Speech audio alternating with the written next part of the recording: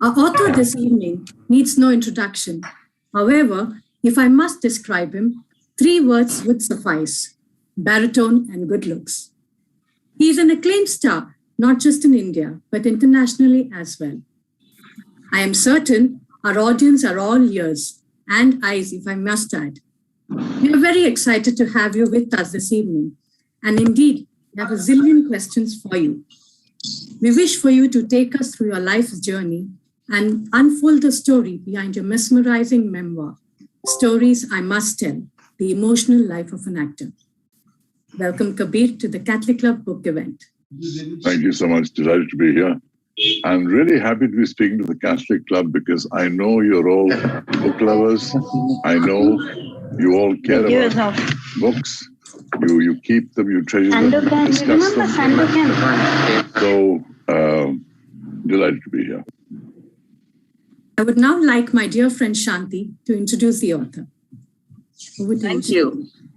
Kabir Bedi, an international star and a man, like all men, with strengths and frailties.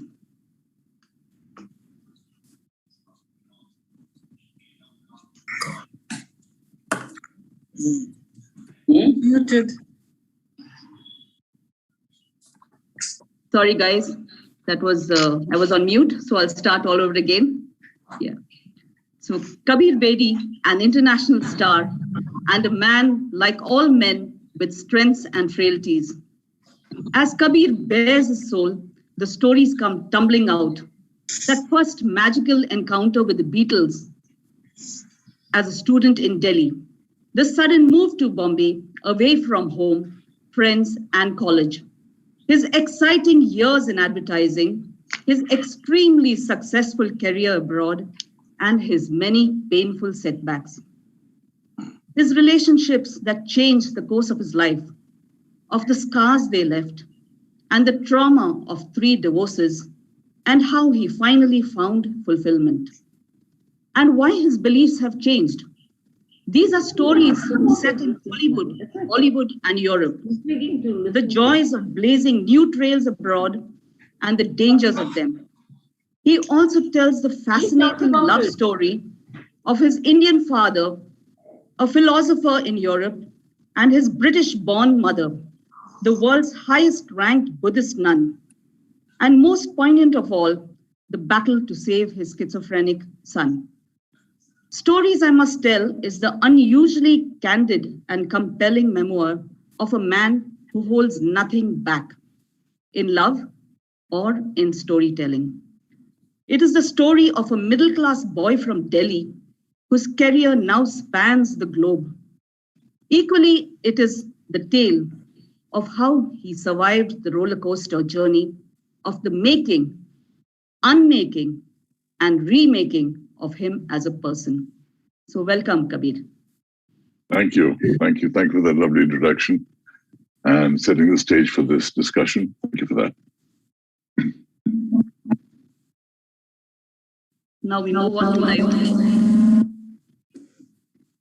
Good evening, everybody. Let me introduce the book now. As John Dryden says, happy the man and happy he alone, he who can call today his own, he who secure within can say, tomorrow thy worst, for I have lived today. Today's book, Story I Must Tell, is of such a man. The book portrays the eventful journey of a middle-class Delhi boy of Sikh Brit heritage. At every step, he redefined the time voyage of discovery. The book is written with honesty and openness that reaffirms the old saying, truth is stranger than fiction. Over to you, Vinita, to introduce our moderators today.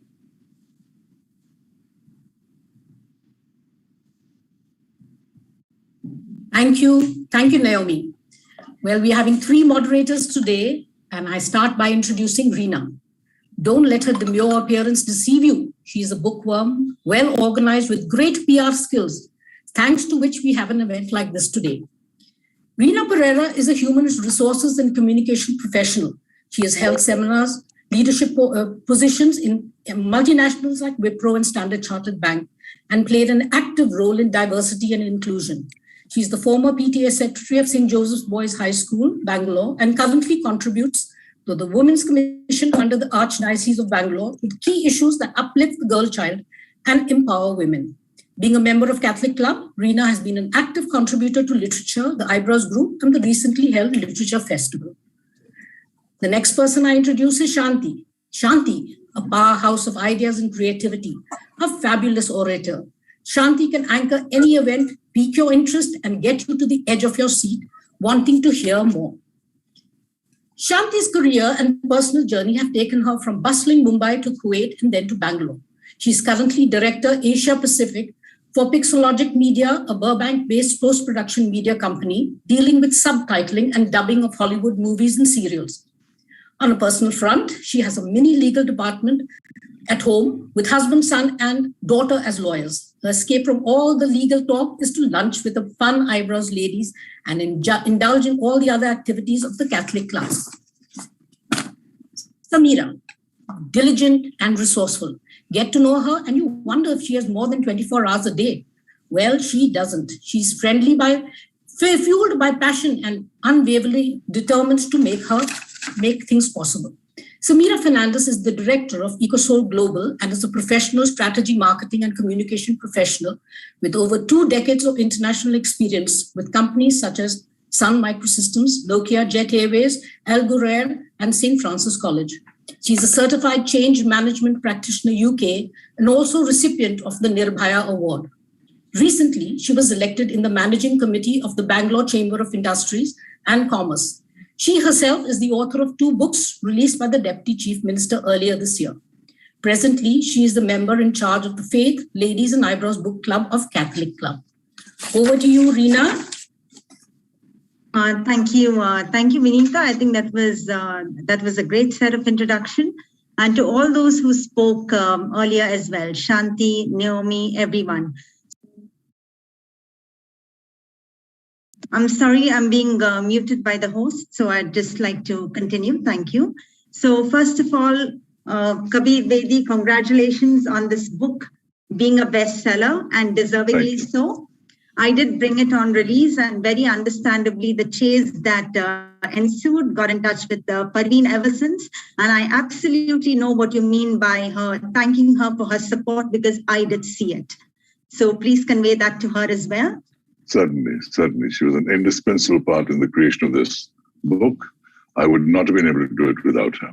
Yes, and we did tell you, and you spoke about Catholic Club being a haven for literature lovers. You do join us today in this noted list of authors that have come to Catholic Club, but it's not fully done, Kabir, till you visit our campus and meet our fans and meet your fans in person. I look forward to that greatly. I'm sure something or the other will bring me to Bangalore soon enough, and we'll all meet. So being a collector of autobiographies, right from Gandhi and even to the current set of autobiographies, yours was certainly a very different one. It was not chronological, it was not linear, not sequential. It took me on a completely emotional roller coaster ride. And right. That's what makes it very, very different.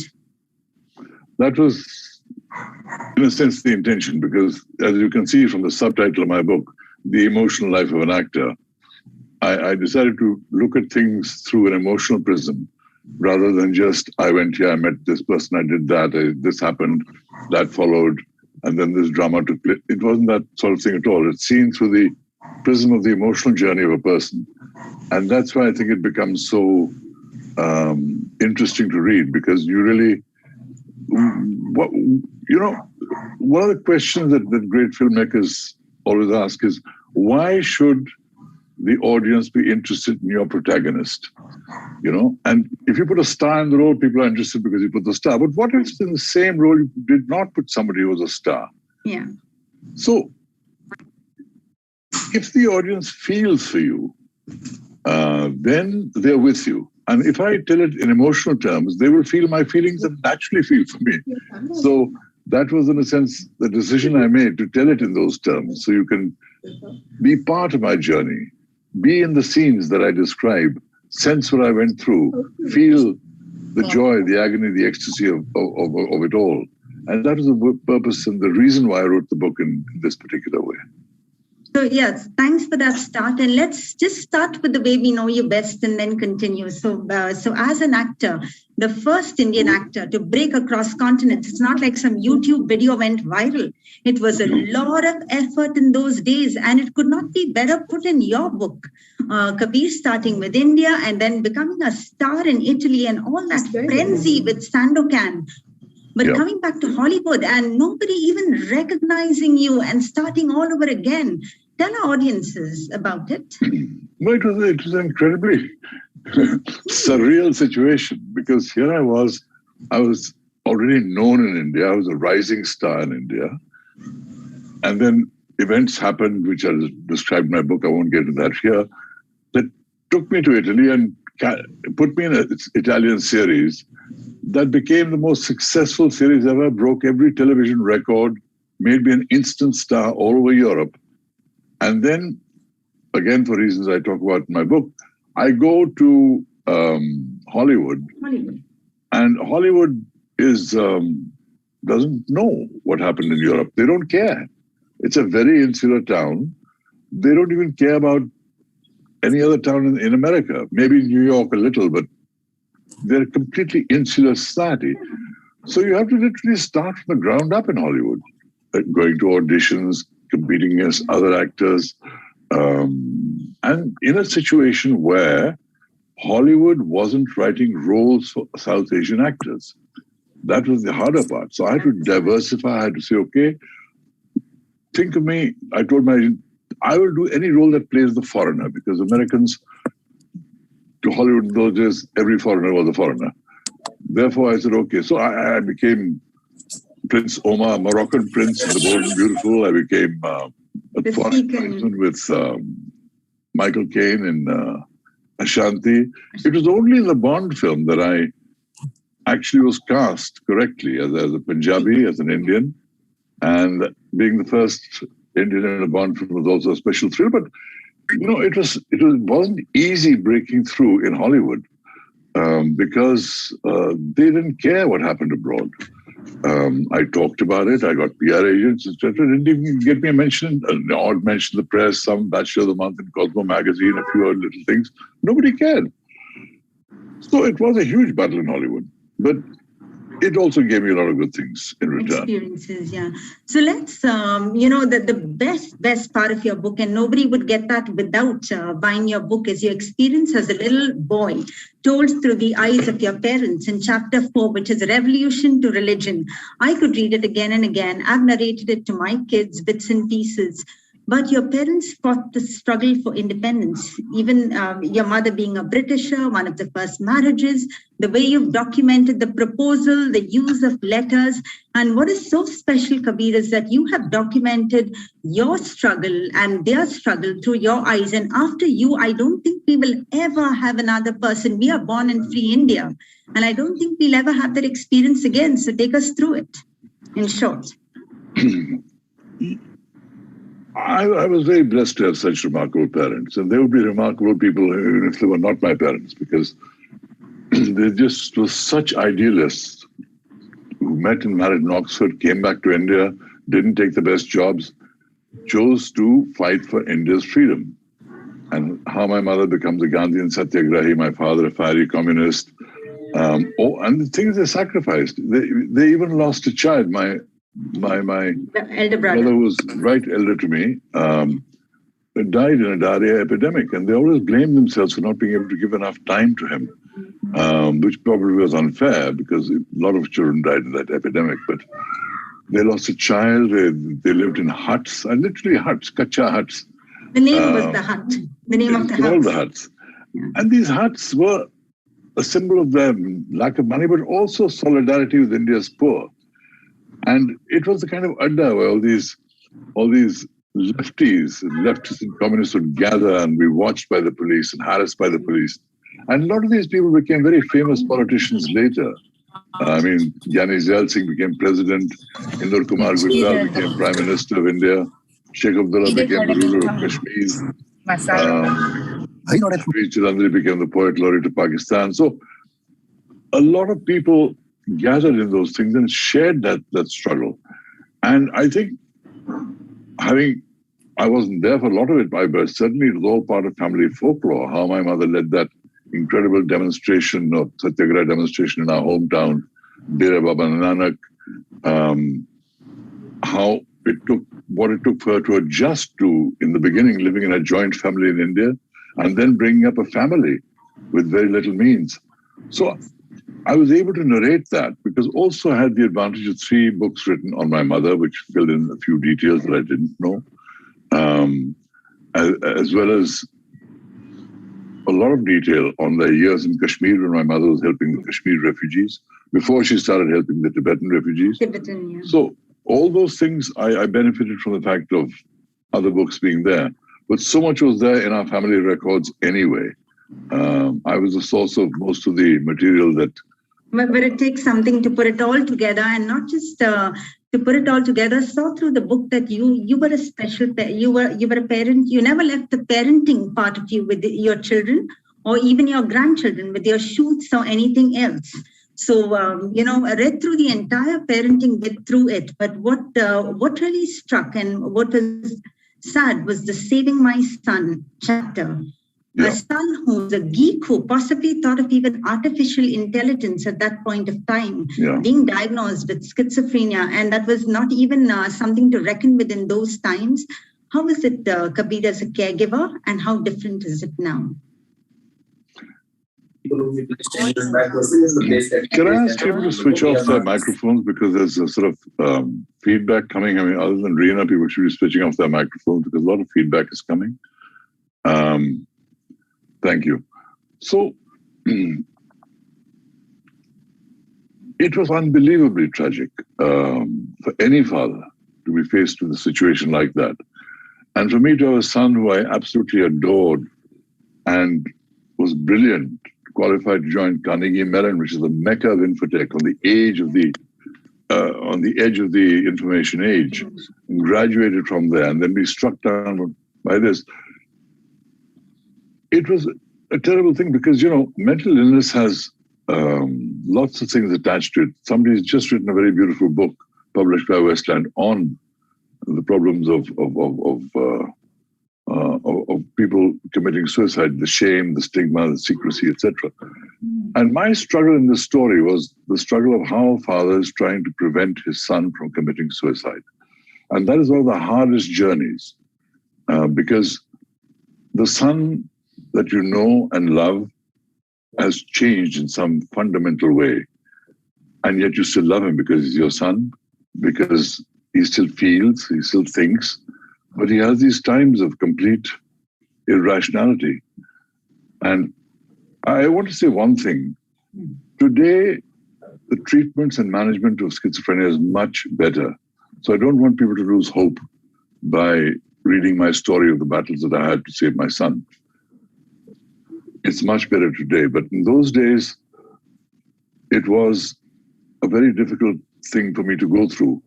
It was even more difficult for me to go back into that time and relive that whole experience and write about it literally scene by scene, in terms of every important scene by important scene, so that people who are reading the book can share that experience of what it takes for a parent to try to prevent his son from committing suicide and the aftermath of it.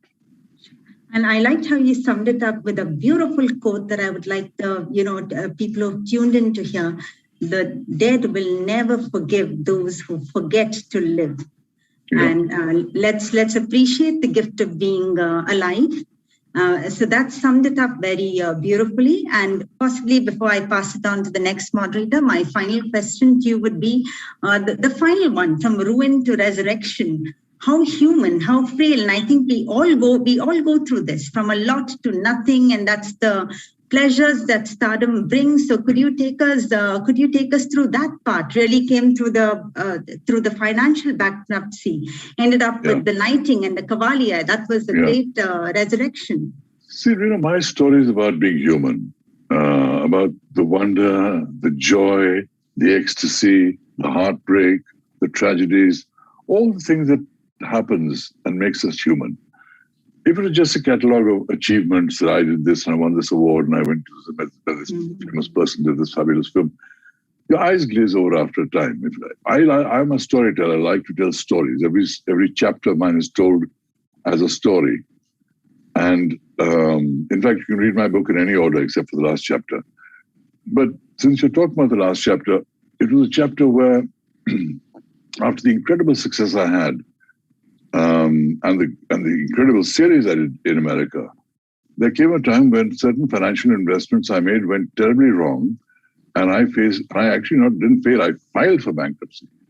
And what it feels like for a celebrity to file for bankruptcy is probably worse than many people filing for bankruptcy, because people expect a certain lifestyle of you. There are people dependent on you. There are alimony to be paid. There are debts to be paid. There are all kinds of things. So it's very, very painful. But how do you rise from that? How do you rise? What resources do you go back into yourself and around you to say, I will overcome this? The boy that left Delhi with 700 rupees in his pocket to take on the world is not dead. He is alive, and he is going to fight back with everything he's got in him. And I fought back. Brick by cinematic brick, I fought back and rebuilt my career in India and in Italy, and to the extent that I was knighted by the Italian Republic. So it's a real roller coaster of starting from very humble beginnings, achieving a lot even in India, achieving spectacular things in Italy, the hassles of Hollywood, the huge highs of my achievements in Hollywood, plus then the bankruptcy. So it's a story full of drama. And the beauty of my story is not just the highs and lows, the roller coaster of it. It is the emotional journey that I take you through. What happens to people in such situations, the decisions they have to make, the dilemmas they face. And I think that's what makes it interesting, and what traumatizes you within and what liberates you within. All that is part of my story. And because I've lived a hell of a life. So thanks, Kabir. So we start with that, and we started there on the serious part, but I've left the best for the rest of it. So we engage the audience and we get it going. So I'd call on my next moderator, Shanti. But before that, I must say there are interviews abound and plenty on the internet, but nothing is substitute for this book. The style of writing, the alliterations, metaphors, illustrations, and all of that, it's only complete when this is bought. And Kabir, it's only complete when you come into Catholic Club once again. And on that note, over to you, Shanti. Thank you so much for that, Reena. Thank you. Thank you. Thank you, Reena. Kabir, if there is a word unputdownable, it could be for this book. Thank you. So it's really wonderful. That was my intention, because, I have a very short fuse when I read books. If after the first 2 chapters I'm bored, I just read after that and put them aside. So, in fact, I made a number of attempts over the last 10 years to write my autobiography. And after 40, 50 pages, I said, I'm bored. I wouldn't carry on with this. I put it aside. So it's only when I found a way of telling it in a way that I believed was unputdownable, that just kept you riveted and compelled to it, that I actually sat down and wrote it. And I think that's the ad man in you. The ad man, the theatre man, the drama man, the man with short patience, the man that wants to be, it's my responsibility to start reading a book. It's the job of the author to keep me compelled and captured by the book. I'm not obliged to be reading every single page if it's not grabbing me, if it's not interesting me, if it's not having a thrilling conversation with the mind, or reading things that are of extraordinary importance, or things that touch me or move me. If I'm not grabbed, you lose me. And so, as I said, it's your responsibility to start reading my book. It's my responsibility to keep you there. Yeah, I hope there's another book, but let's continue with the interview. So, July 7th, 1966, you were a young 20-year-old working for All India Radio when the Beatles swept into town. It's a fascinating story, And I'm not going to go into it because people should buy the book and read about it. But I want to know, would you say that stodgy, stuffy All India Radio played a major part in launching brand Kabir Bedi? I think so. Because firstly, I was working with them because I had to work my way through college. I was in St. Stephen's at the time. Because I worked for All India Radio, I managed to get their badge and their tape recorder and actually find a way, which is very interestingly explained, of getting through their manager and pressurizing him into giving me this interview. The only interview he gave in the whole of Delhi while the press call was milling around, and how I got into that room. Now, how I got the interview and how I got into that room and what happened in that wonderful interview, I'll leave for people to read. But what I will talk about is that once I got the interview and I gave it to All India Radio, you know, it was the government department, the backroom boys didn't know what they got. They put it on without any fanfare or announcement. Broke my heart. A few weeks later, I went to get the tapes, a copy of the tape of this interview, and they told me they couldn't find it. We investigated more. They'd erased it. Why? And I don't blame them. They didn't have money for tapes. They had to keep reusing tapes. They didn't realize the value of this tape. But that made me stop and think. You know, I've said since then, all through my life, crises are points of power. Because it may not feel like it at the time. You may feel down in the dumps, but if something makes you stop and depresses the hell out of you and you feel you come to the end of a road, it's time to rethink your life and look at the options that come out. Because of that, it forced me to rethink, and it eventually, through an interesting process, set me on the road to, or on the train to Bombay with 700 rupees in my pocket. And yes, in that sense, they were responsible for launching brand Kabir Bedi. Okay. So, Kabir, it was the late 1960s. Change was sweeping all over the world. You know, psychedelic clothes and mini skirts, protests against the Vietnam War. I'm sure, you know, there was those winds of change were also sweeping into Mumbai. So could you give us a sense of the late 1960s, early 70s in Mumbai, you know, and how, from your point of view? Because I know there were many firsts for you during that period. No, the thing is, the 60s were probably the most exciting decade of the last century to be alive. Because it was a time when the two world wars had finished. There was a kind of, till the 1950s, a very macho, militaristic kind of view of the world. Women's rights were also a big issue. Equal employment opportunities, big issue. It was just an old world matriarchal mindset. Come the 60s, suddenly you have the hippie culture. Suddenly you have a whole social, cultural, and sexual revolution happening, because the pill is invented, which gave people freedom. All kinds of brilliant new works of theater, like Hair, etc., start filling the air with these magical sounds. It's the age of the Beatles, the Rolling Stones, Simon and Garfunkel, the Pink Floyd, all these Matt Joan Baez, all these wonderful singers that are giving a whole new breath of fresh air in a very staid kind of scene. Completely different to the great classics like Bing Crosby and Frank Sinatra and even Elvis. This was a whole different style of music. Fashion was changing. Psychedelic clothes were in. And the mood was change society.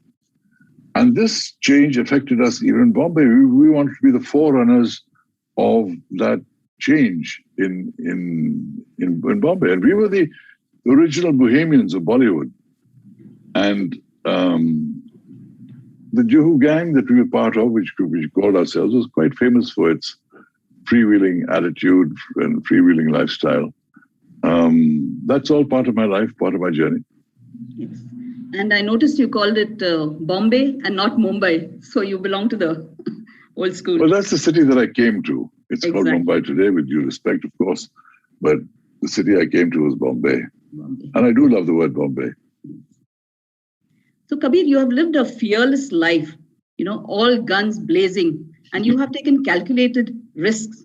In 1974, the Italians swept into Bombay, and they were searching for someone tall, dark, and handsome. And, you took a risk, going forward, I think, with your own money, going for the interview. So, and yes, that launched your international career, playing the iconic Sandakan.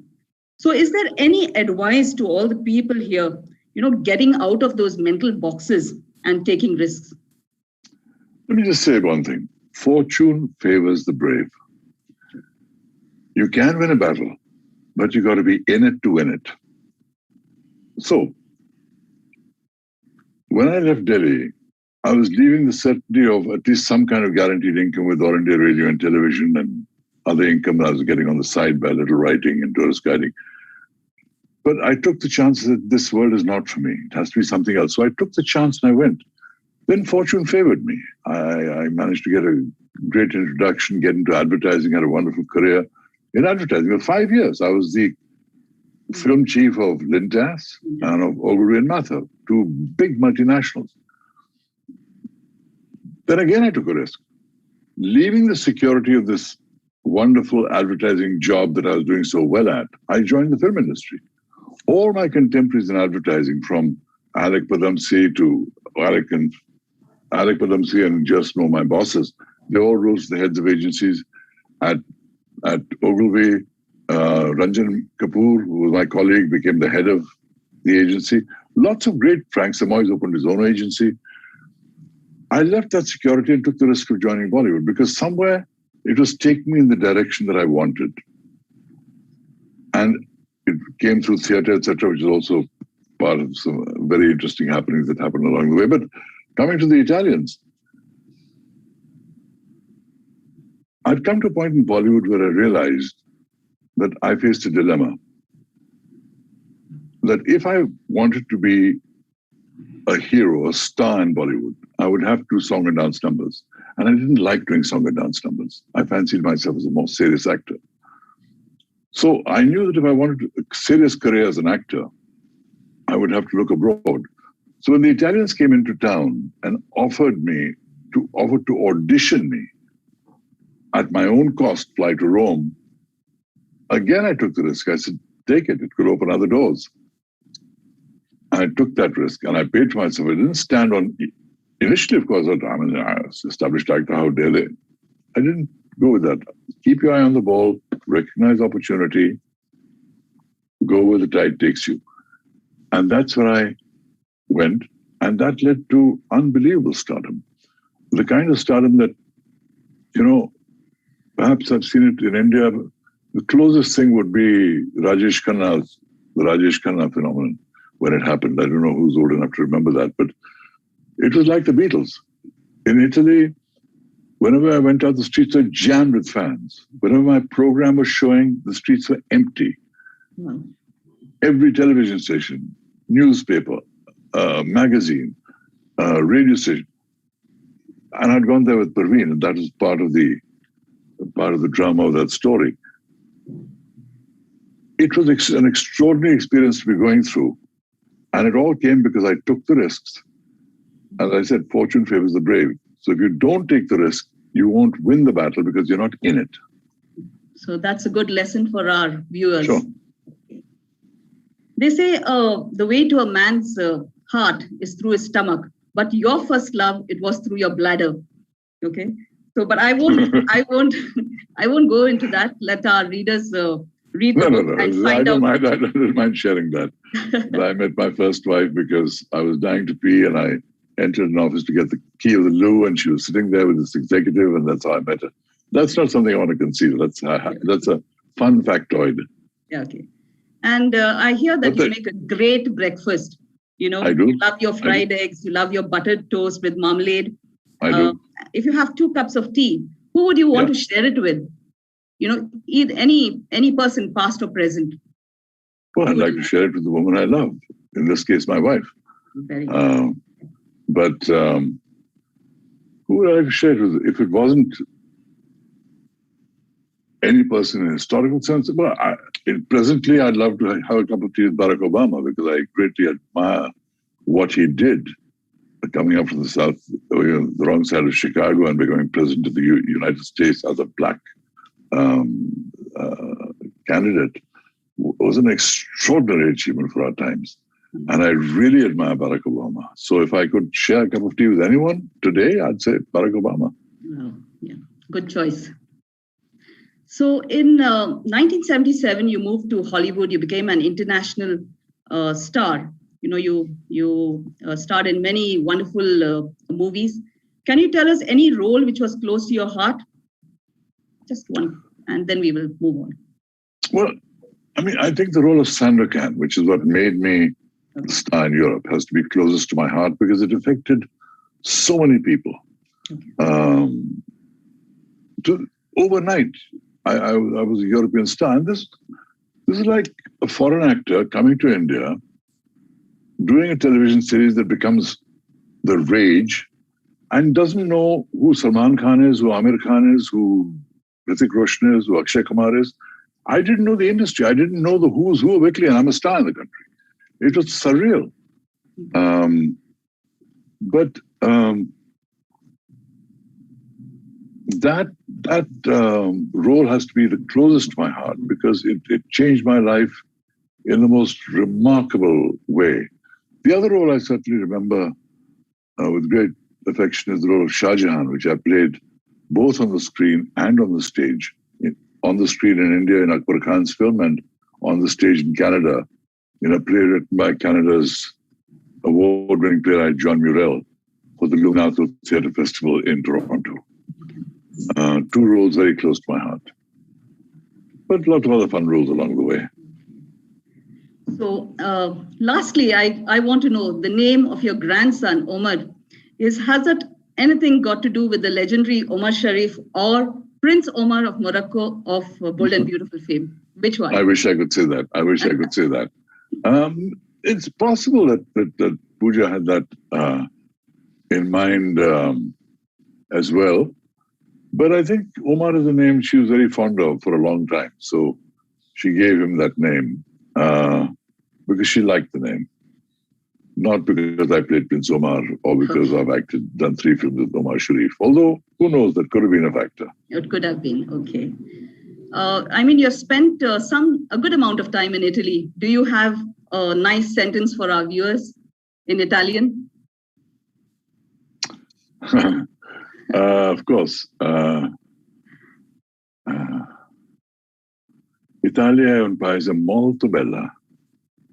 Deve andare e vedere la bellezza d'Italia. Wow, it sounds very good.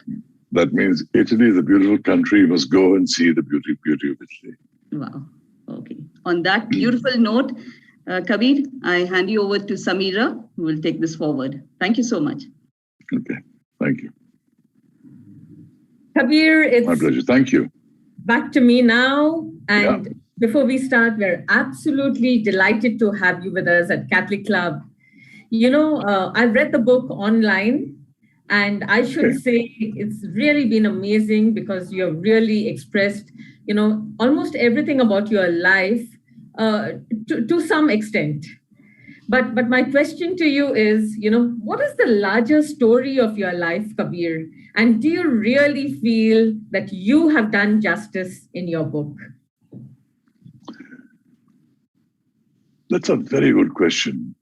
The difference between fiction and non-fiction is that in fiction, you don't know enough. You have to create backgrounds of people. You have to create their families, where they came from. You have to create it all. Yeah. In non-fiction, you know too much. I could write a 1,000-page book on my life, and it still wouldn't cover my life. So, but if I did that, who would read it? Nobody reads 1,000-page books today, except maybe some very dedicated members of the Catholic Club of Bangalore, who are true book lovers. Yeah. In general, people's attention spans have contracted. And I was determined that my book should not exceed 300 pages. As it turned out, it was about 320 pages. And that's a nice, comfortable size reading type font. And I was very keen on that. I fought for that too. Because I hate squinting. I like a comfortable read. So, and the way I've structured it is through a series of stories to keep the drama alive in each chapter. Therefore, there are many stories, kind of side stories, that I have left out because it took away from the thrust of what I was saying, the main story. The truth of my life, the themes of my life are all there. Many other happenings that were not central to my life, many other people that were not central to, again, the main journey of my life, many other happenings that didn't necessarily strengthen the narrative, I had to leave out. So it's not a complete telling of my life, but it is telling the truth of my story. And that's what I aimed for. And I wanted to do it in a way whereby people had it in a readable size, in a readable font, and told in a way that was highly entertaining and evocative.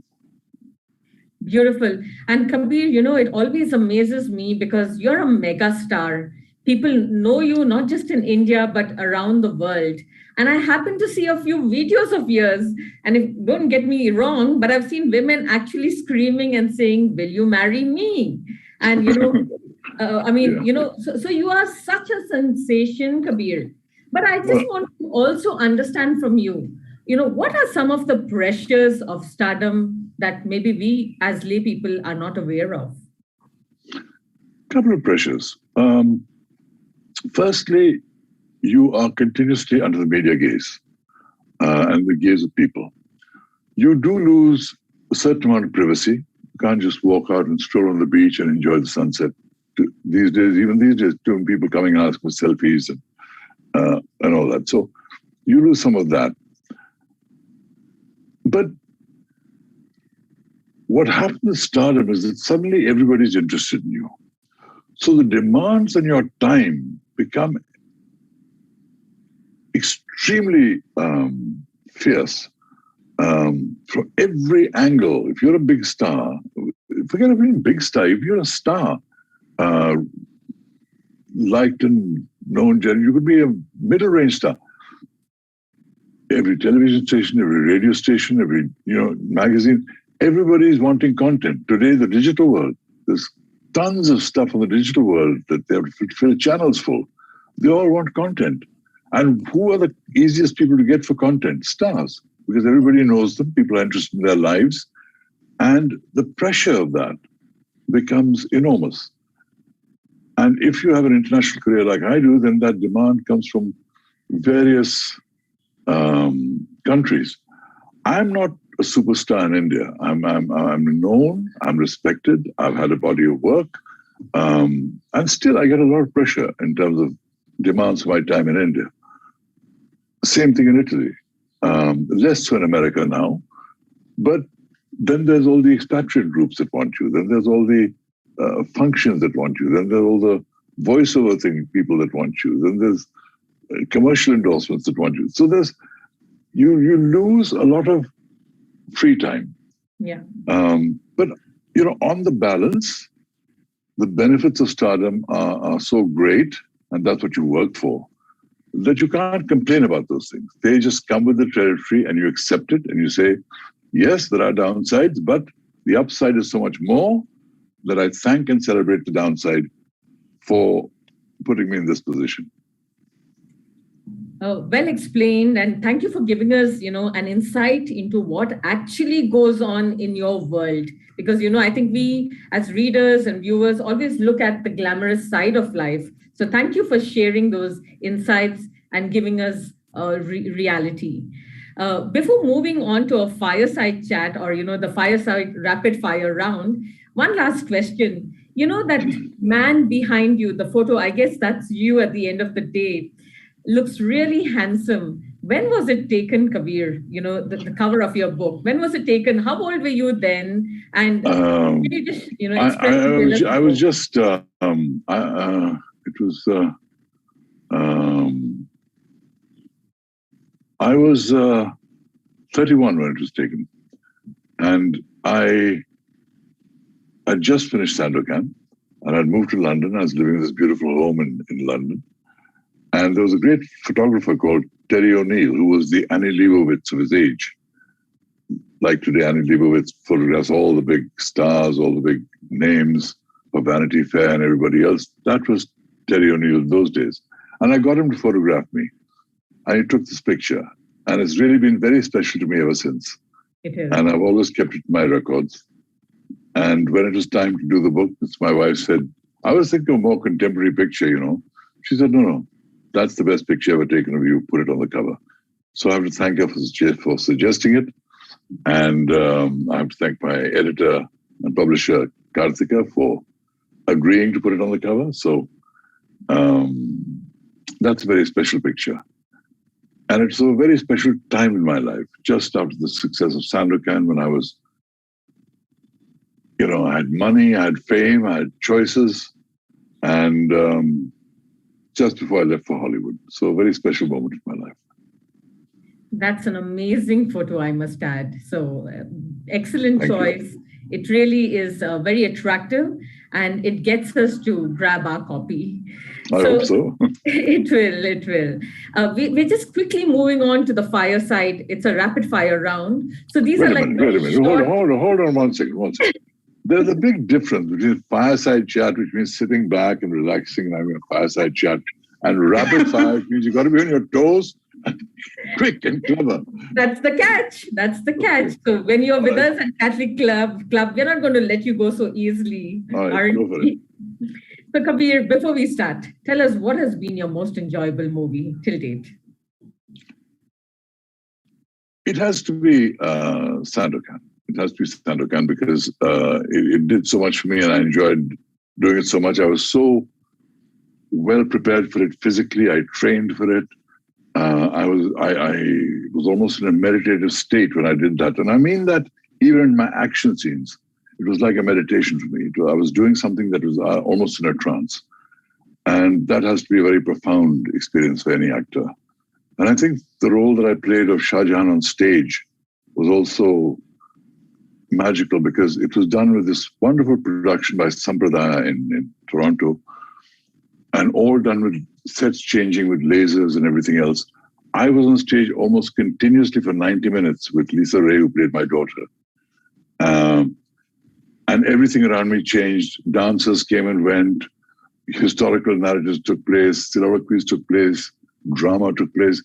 Non-stop for 90 minutes. Has to be a real high for an actor. I can only imagine. Kabir, I hate to ask you this. Tell us your embarrassing moment, just very quickly. You know, embarrassing moments happen like you're supposed to take a club and break down a door, and then the club breaks instead of the door. You know, those kinds of things. But let me tell you my most frightening moment. Yeah. I was shooting a film called The Black Parrot in the Caribbean. And this was a European pirate that I was playing. And the shot called for me to jump off the side of the ship, carrying the leading lady in my arms. And they said, right, you jump in, we'll pull you up.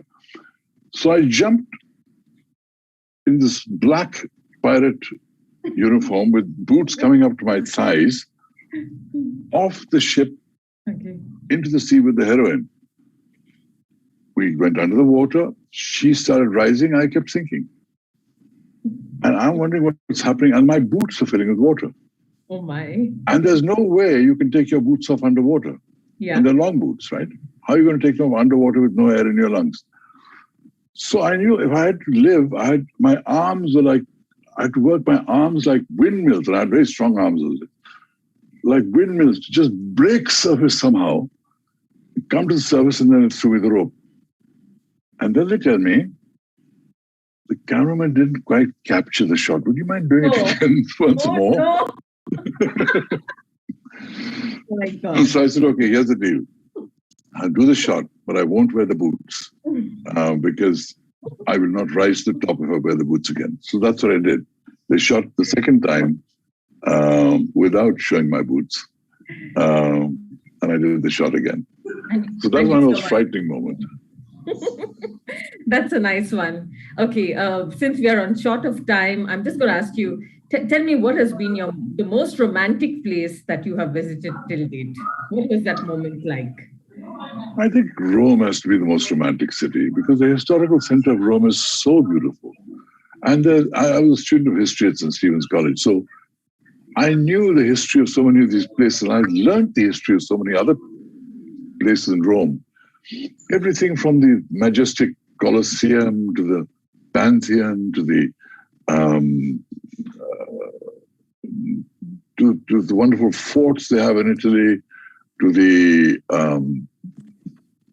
wonderful architecture on the rivers, to the beautiful little churches and the cathedrals. It's a magical and beautiful city. That's what I proposed to my wife, Parveen Dosanjh, kneeling on the steps of the Spanish steps, the Spanish steps of Rome. And she accepted, but she didn't say when. And it took me 10 years to get her to marry me, but that's another story. Rome has to be the most romantic city in the world. Yeah, I have fond memories of the Spanish steps too. I think they were featured in The Sound of Music. So Right. I think that's a beautiful taste that you have, I must add. Thank you. Great. And, you are an eternal optimist. I am. What is the one thing that keeps you driven? One thing that? Keeps you driven, yeah. Firstly, I hate negativity. I don't like negative thoughts getting me down. I don't like negative people getting me down. For me, it's very important to have a positive frame of mind, because from positivity comes creativity. Creativity also comes from grief, from pain, from experience, but not from negativity. So positivity is what renews me whenever the chips are down. Positivity is what drives me when things are going well. Positivity is like petrol for me. It gives me the energy to do whatever I want to do. Yeah. And negativity is the reverse. So I try and avoid negative situations and negative people. But positivity is most important. Even my book, written at this age, which is only 50 years old, it says, the best is yet to come, for I'm an eternal optimist. And on that I still believe the best is yet to come. Yes. And on that note, I'm very keen to ask you, what is the legacy that you would like to leave behind? What would you like to be remembered for? I would like to be remembered for the fact that I touched so many people's lives by the roles that I did. In some way, those roles affected them. Even today, I meet Italians that come to India and say, we developed an interest in the Orient because we saw US Sandokan and we were fascinated by India and the whole Orient. Till today, I meet people that give me all kinds of wonderful stories of how I affected their lives. And touching people and affecting their lives is how I'd like to be remembered, as somebody who touched people's hearts. Beautiful. And on that note, Kabir, I'm not going to let you go so easily. I would like to request you to do something for us. I hope you're open to that. Tell me. Okay. So, you've been featured and acted in so many movies your whole life. Would you please reenact a small scene for us, or a short dialogue? Whatever is comfortable. I would love to do that for you. But truthfully, I tell you, the minute I finish my role, I forget my lines. I don't know what it is. I just don't retain the lines. But if I remembered my lines, the scene I would have done for you was where Shah Jahan is standing on the stage and he talks to his daughter, Jahanara, who's imprisoned by him. Both are imprisoned by Aurangzeb, who usurped him and overthrew him. And he's put in the Red Fort where he can see the Taj Mahal, but is not allowed to go there. And where he describes to his daughter Jahanara what his vision of the Taj was, of how the gold would be in the seams and how the minarets would rise and all the stones that had come from Bukhara and from China and jade from the. It's such a moving and lyrical account of Shah Jahan imagining the Taj Mahal that he was going to build and finally built. So if I had the memory, that's what I would have recited for you. Thank you for that. I think that's so beautiful. And before we end, you're a heartthrob to women all across the world. What are your sweet words that you would like to share with the women members of Catholic Club and their guests? Oh boy. Look, I never look at women as objects. I never do. And when I'm talking to such a special group of women, highly qualified, highly intelligent, highly literate, I just want to tell them that I regard most women like them with the greatest respect, because I know they're intelligent, they're caring, they're sensitive, they're bright, they have thinking minds, and those are the kind of women that I respect the most. So I respect you women the most. Well said, Kabir. And I think what you're doing is really empowering women to be strong and stay strong. So thank you for those words of enlightenment and also encouragement, to the members of Catholic Club, our guests, and all viewers across the world who are watching our show today, which is being live streamed. On that note, I would like to say thank you so much. And we would now like to move this discussion forward to everyone out here. If you would like to ask any questions, we can take a maximum of 3 questions. So please unmute yourselves and feel free to ask. Thank you for those lovely questions. Thank you so much. Thanks, Kabir. Just wanted to know, what's the biggest lesson you've learned in life so far? Oh boy, I've learned a lot of lessons along the way. When you've risen so high and fallen so hard, there's a lot of lessons you learn along the way. One is never mistake your success for who you are, because success can come and go, but you have to deal with yourself at all times. You are not your job, you are not your success, you are not your failure, you are you, and never lose sight of the strengths within that you. Secondly, be very careful about who you fall in love with, and for what reasons. Thirdly, don't give your trust to people easily. Let people earn your trust. Fourthly, be more careful with your money, because it's not a video game, it's real life. And if you have earned it with great hard work, treat it with respect and care. But lastly, never lose touch with your creative self and never lose touch with your spiritual self, because both are essential to your growth and evolution as a human being. Thank you so much. That was very profound. Thanks. Good evening, Mr. Bedi. Kabir, I have a question in the chat. Can you compare your theatre and your film life? I used to love seeing you in Bombay in the early 70s on theatre. Yes, I did Tughlaq, which is Girish Karnad's first play. And that play actually catapulted me into the film industry, because it became Bombay's biggest and longest running theatre hit. See, the stage is something which is the actor's country. There's nothing that compares the satisfaction that an actor gets from the stage in the same way as a film. Because on the stage, you have an uninterrupted performance. Nobody's stopping you every 5 minutes saying, retake, go back, do this, look at the light. Once the rehearsals are over, it's you and the audience, and you feel the pulse beat of the audience. You know it when you hit them where it matters. Do you have a fitness routine, Mr. Kabir, that you follow at the age you are in right now? Because you look extremely fit. Is there something that you do, like a morning ritual that keeps you healthy and fit? My name is Elias. I don't particularly like exercise, but after a certain age, you have to do it. There was a time I used to work out a lot. Then I sort of slacked off a bit. I just do the basics to keep fit. And throw in a bit of meditation, a bit of walking, bit of weight training, just very little, as little as I can do.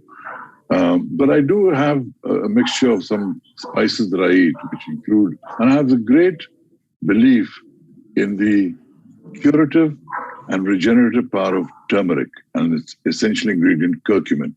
And I do take that with dalchini and honey and things like that. But I do believe a lot in curcumin. So if you want to go for a spice that I believe is very life-giving, I think curcumin is it. And then I also like my fried eggs. I like my eggs. I think they're also very important stem cells, I call them. Stigma exists in a really big way now. How do you normalize mental health now? You can't normalize mental health, but what you can do is to try and remove the stigma and secrecy that's involved with it. Just share the thought with people that mental illness, there's physical illness and there's mental illness. There are treatments for physical illness, there are treatments for mental illness. And in certain cases of mental illness, even if they aren't curable in certain cases, they are manageable, and much more so today than before. So I think the stigma should be removed. Also, I think what's important is to remember that the person who is suffering, who is afflicted by this mental problem, suffers, but the caregivers suffer as much. And the caregivers give even more because they're constantly adjusting for someone that they love. So the role of the caregiver should be seen with great compassion and great sympathy, because they're the ones that have to give the most and endure the most. And this was, like I said, what do I tell the press when my son is down with schizophrenia? How do I announce that? All those things I've discussed in my book, but the essential thing is don't be ashamed about it. Don't be ashamed about it. Don't try and hide it because it serves nobody. Deal with it in a way whereby it's dealt with the dignity it deserves. That's an ailment like any other. And that's the best way to deal with this. Over to Sameera for the vote of thanks. Before the vote of thanks, if I could ask one last question, please. Of course. Is there any way we could get a signed copy of your book? I think many people here would love to have that.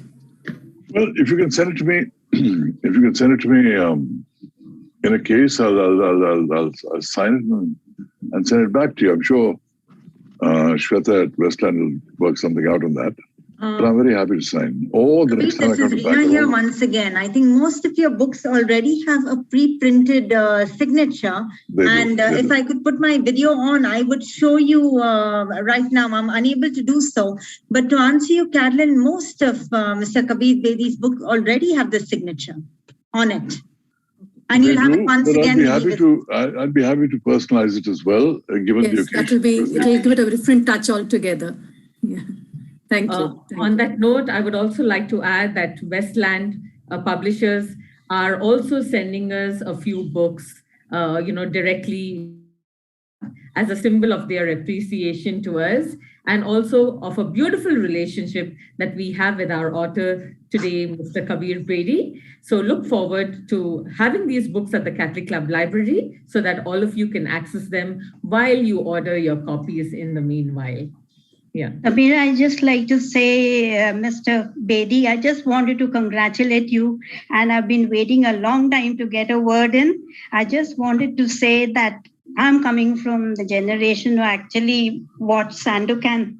So this is just thanks, and I think you're the hallmark or the epitome of the old world charm. I don't mean old as in age, but the magic and the mythical and all the phantasm of the old age. I think you are an epitome of that, and you bring a wonderful charm into everything. And I mean, that Sandokan series just lives in our mind forever. And I've also put on the chat that I love the title of your book, The Word Must. and I put it in the group chat that it conveys a kind of urgency that there's something just spilling out of, of you, and you have to get it out. And that conveys passion. And I think that that passion is very, your vulnerability, your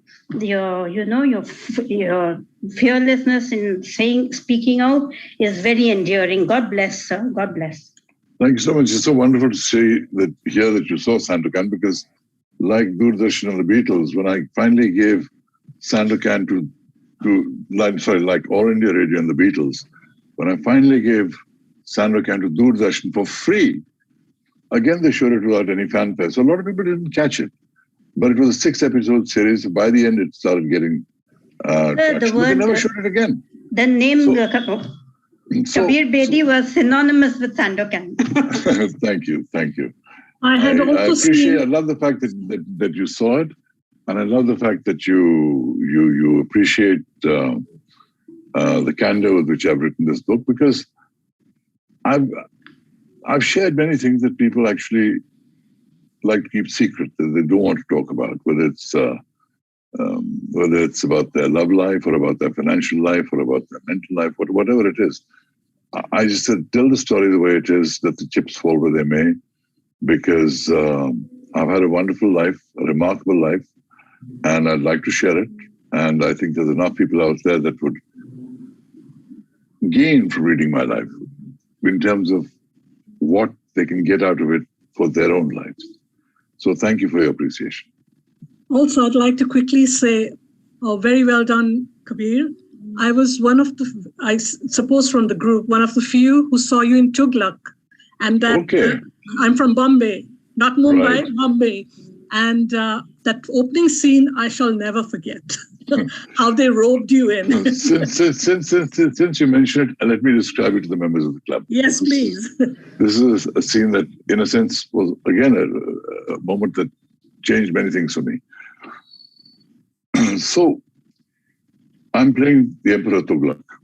Yeah. He was regarded in history as a madman, but he was really ahead of his time.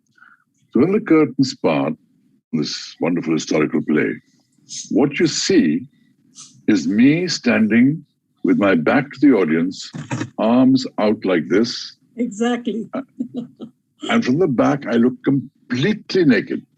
Yeah. The audience went into a collective gasp because they'd never seen something like that on stage before. A naked man standing on the stage. Actually, the family jewels in front were covered by a lagote, but that wasn't seen. The shock of that made this the talking point of the whole town. It was a great play, brilliantly directed by Alec Padamsee, crafted magnificently by Girish Karnad. It ran on its own right. But cynics said that it was the sight of my butt that made the play a success. That's not true. It was a dramatic image, though. And that image got so much publicity that it got me invited into Bollywood and all the other things that followed. So you saw that opening scene. I did. That's why it's still etched in my brain, so you can imagine. Which year was that? 70s? Thank you. 71, 72? Which year would that happen? That was in 1970. Correct. Have you mentioned that in your book? This opening scene? Yes, absolutely. Oh, great. The whole story behind the opening scene is all in my book. And Elizabeth, not just the mention, even the picture, every chapter ends with illustrations, and that picture is also captured. Oh, really? With the back, with this back to the audience. Wonderful. Look forward to that. Well, on that note, everyone out here, we express our humble gratitude. And as we do that, I think we must never forget that the highest appreciation is not just by uttering words, but to live by them. And with us, we have Kabir, who has been an outstanding person, not just a true human being, not just realistically facing the challenges in this world, not just, a wonder, a joy, a heartbreak, but he makes all of us know what it is to be human. Hearty congratulations to you, Kabir, on behalf of all the members here at Catholic Club and all those watching today. you have sent out a strong message. And that message to us is no matter what the trials and tribulations this life can bring, we can overcome. We can. I do hope you enjoy reading my book and you learned at least how I overcame. Yes. And maybe in there are some little learnings for you too. And I think that is the beauty, because at Catholic Club, we also are here together, as one community. And I would like to, also spare out my sincere appreciation to the subcommittee, dynamic set of ladies who have been with us, very overpowering in terms of bringing the community together, creating a very good feel of sisterhood and reaching out, especially during this time of the pandemic and when things are getting better post-pandemic. Well, I would like to also honor and highlight Carol Lobo, Lunita Desa, Shanti Perez, Naomi Raskina, Vinita Tambuchetti, Rohini De Silva, Tessa Ramapuram, Rohini Majela, Reena Pereira for bringing the book to the club, MICs, the members also who have been part of it. We also have people from the club, Vani, Vinay, and Anthony, who have been with us, to our president, Ricky Patel, the managing committee, and the members of Catholic Club, and our very exciting audience who are with us today. So Kabir, on behalf of all of us, our sincere thanks and humble gratitude for all that you do and continue to do. May you continue to shine on, and we will always be with you in spirit and look forward to welcoming you to Catholic Club someday, sometime. Thanks for organizing this wonderful session. I'm most grateful. Wonderful. Before we go, may I request everyone to kindly switch on their videos? It's not allowing us to. I struggled for a long time. Reena, you're on. We can see your video. Yeah, that's the host would have. The host is not allowing us to be on. May I request the IT team kindly ensure that everyone's video and audio is switched on, and we will now have a photo session. No, he's gone.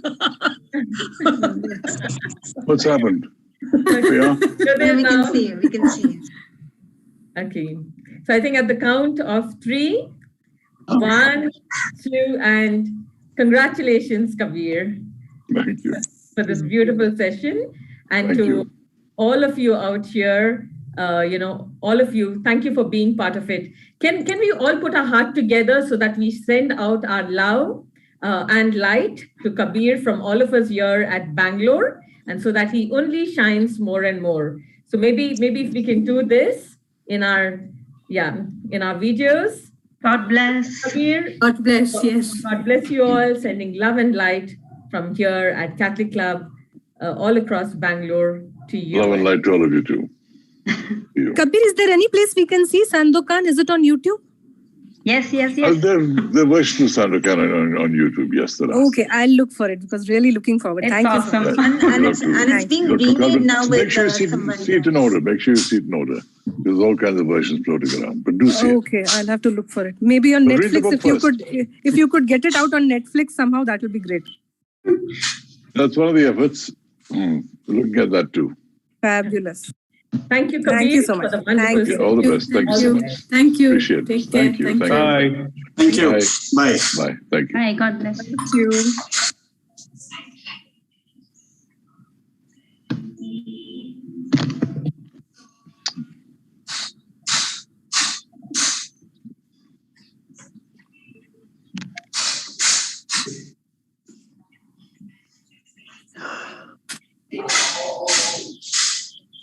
Fabulous, Sameera. Really amazing. Thank you so much. The whole team. Thank you so much. Yes, thank you, Reena, all of us for being for inviting. Thank you. Oh yeah, Elizabeth. Yeah, you came from there. Thanks. I'm glad you asked that question too. Excellent. Must say thank you. It's been a lovely evening. Thank you. Thank you. All the best. Thank you for being with us. Thank you. And all the best for more. Thank you. Thank you.